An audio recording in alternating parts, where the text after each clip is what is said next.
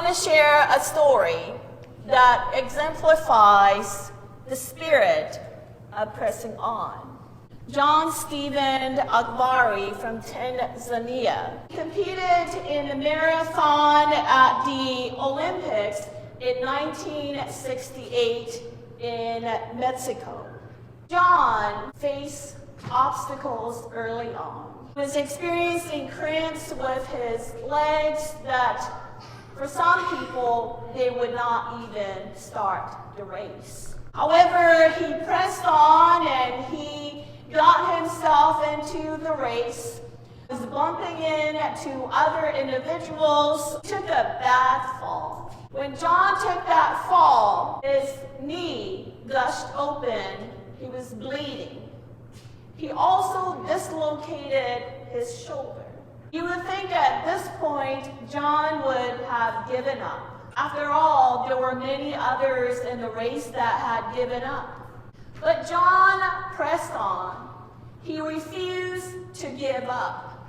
He received some medical attention, but he got back on the race and continued on. That day, there was about 100,000 people watching the Olympics. A couple hours had already passed since the first person crossed the finish line. Most of the people had already left the stadium. Only a couple thousand people were left. And those couple thousand of people stayed back to cheer this young man from Tanzania on. He eventually reached the finish line. At the end, somebody asked him, "John, why did you continue with this race? Everybody would have understood if you had just given up and no longer be a part of it, because after all, we could see you were bleeding, you were hurt, and nobody would have faulted you if you had just given up." But here's John's response. He said, "The people of Tanzania, the country did not send him 5,000 miles away to start the race. They sent him 5,000 miles away in order that he finished the race." John finished that race because he knew he represented a people. He knew that he represented a country. The race was not his. The race was about his country. There was something bigger than him achieving a personal goal.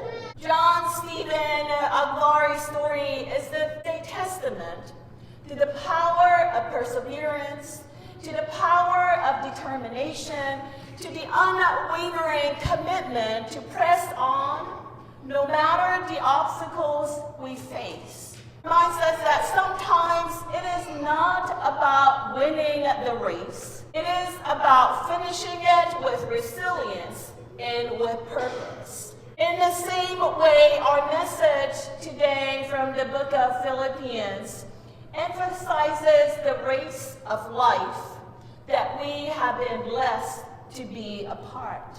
God has blessed each and every one of us to be in a marathon, not to start a race, but to endure to the finish. It's not a casual effort, but a relentless pursuit. It's about letting go of the past, embracing the present challenges, and reaching for eternal prize that awaits us in Christ. It's not about what we have accomplished, but rather it's what Christ has done. It's about the finished work of Christ on the cross. This morning, our passage, it reminds us that despite our fears, that despite the unknown, that despite the pain and the adversity that you and I may be experiencing from time to time, we must endure and keep pressing on. Our goal is to pursue Christ in our lives. Pressing on means embracing the challenges we face with unwavering faith in Christ. It means persevering through hardships, just as John Akvari did, knowing that our ultimate goal is not of this world.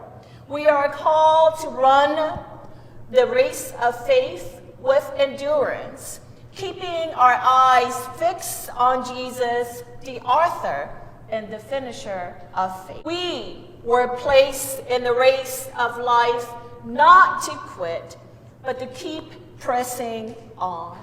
To keep pressing on towards that goal, and to keep our focus on Christ, who is up ahead waiting for us.